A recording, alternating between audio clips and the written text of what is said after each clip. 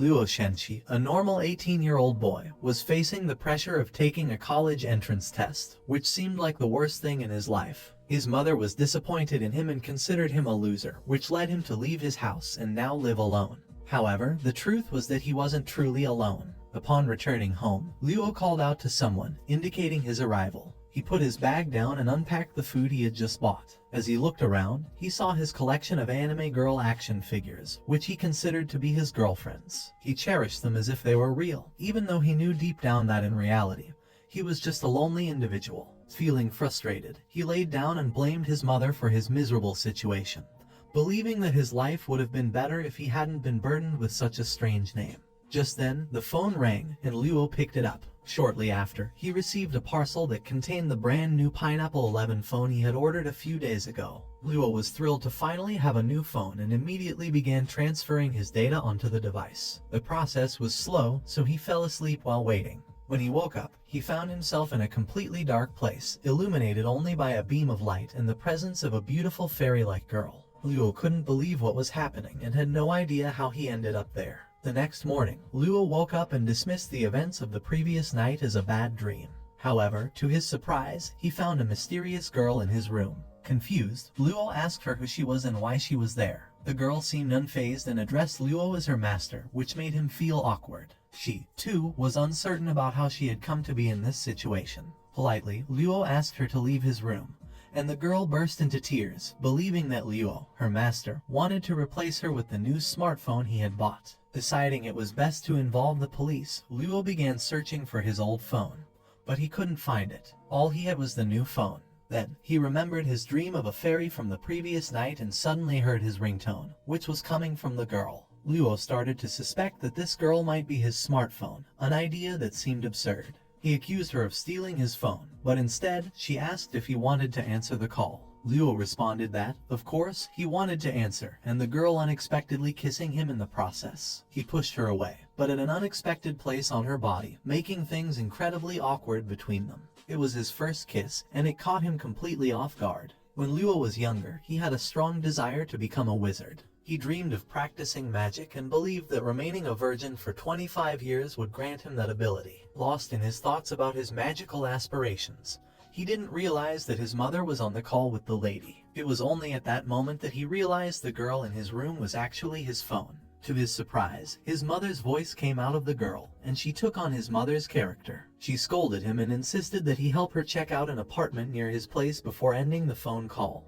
Witnessing the transformation of his phone, Luo concluded that his dream had come true, and he now possessed some kind of superpower. He wondered if his ability was to turn objects into girls and decided to test it by taking one of his dolls, hoping it would transform into a human. Unfortunately, the doll failed to transform, leaving Luo disappointed. He turned to the phone and asked her about certain files on his computer to confirm that she truly was his phone. Surprisingly, she provided the information accurately. Curious, Luo asked for her name after they both sat down. Since she had previously been a phone, she didn't have a name and asked Luo to give her one. Thinking of his favorite female character from an anime, he named her Nikki. Nikki was thrilled to finally have a name given to her by her master. Luo felt an unexpected happiness in his heart. Just as they settled, someone attempted to open the door. Knowing that it could only be his mother with access to the apartment, Luo quickly ushered Nikki into his wardrobe and instructed her to go into standby mode. He closed the wardrobe and went to open the door for his rather young mother. Luo's mother noticed his flustered appearance and questioned him about it. Trying to cover up his unease, he quickly fabricated a lie, claiming he was getting dressed and had just woken up.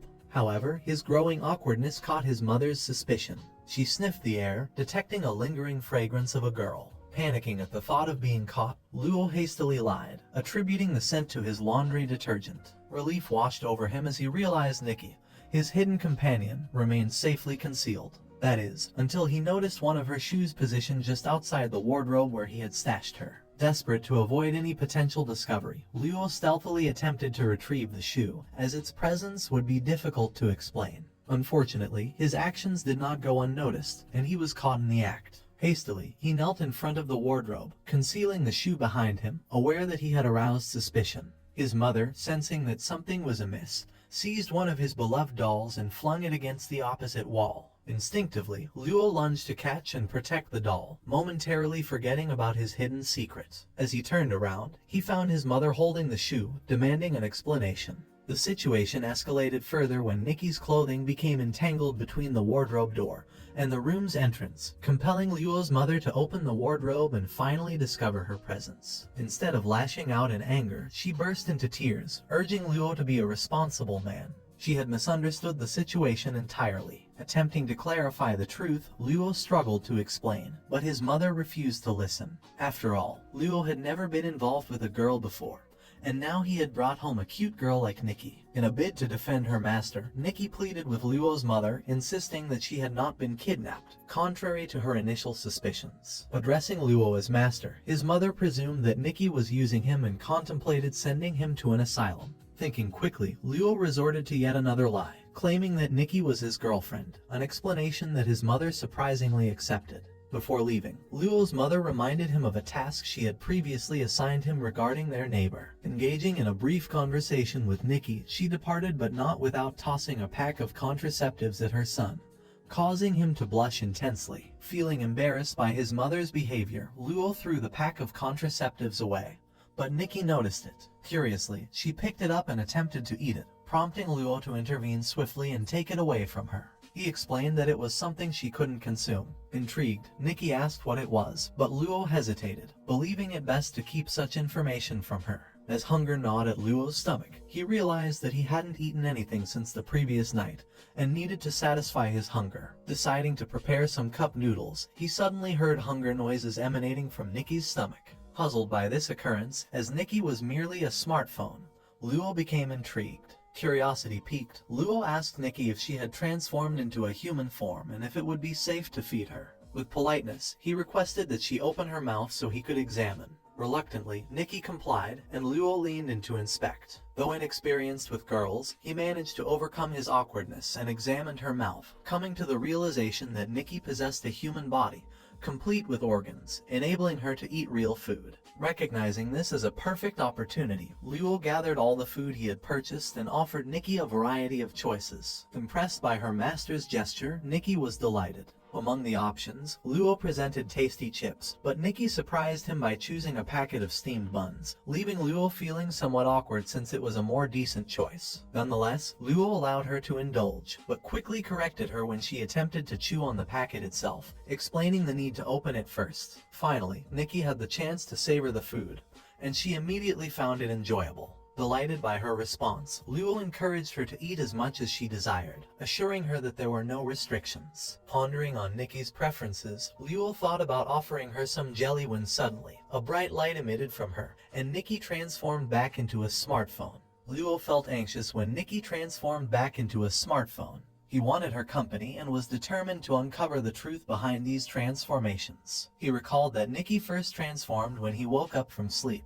If his theory held true, the transformations occurred around midnight. Checking the time, he realized that midnight was approaching, so he decided to test his power by going to sleep. As he lay in bed, Luo realized that he wasn't actually tired anymore and couldn't fall asleep. This posed a problem as he needed to sleep to test his ability. He contemplated going outside and exercising to tire himself out, but he didn't like that idea. His attention shifted to a box of tissue paper, considering a different kind of exercise.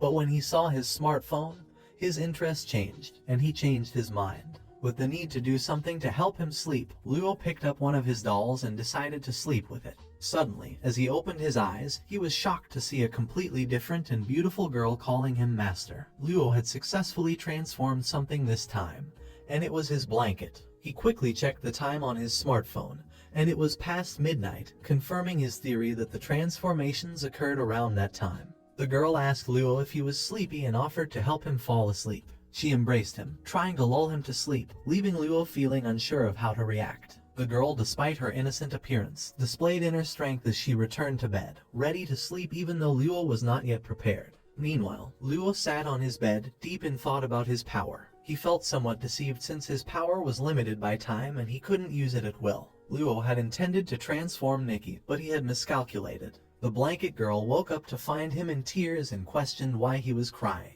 Instead of feeling sadness or negative emotions towards his words, She smiled warmly and embraced him from behind, pressing her body against his, causing him to blush. Once again, she invited him to come and sleep, but Luo quickly declined. She thought he now disliked her appearance. Luo explained to her that she had transformed into a girl, and they couldn't sleep together anymore. She returned to the bed and simply asked him to come and sleep. Luo obliged and got into bed. While lying down, he confirmed to her that she didn't have a name yet. He decided to name her Beijing because she had transformed into a blanket. A sense of connection began to grow between them, and Beiji mentioned that it might be because he didn't beat her like her mother. Luo explained that she was referring to the act of folding and beating dust out, which he was too lazy to do. Beijing asked him to promise that he would never beat her, and he willingly made the promise. They soon settled back into bed, with Beijing clinging onto him tightly. Luo wondered how he would manage to sleep in that position with her body pressed against his.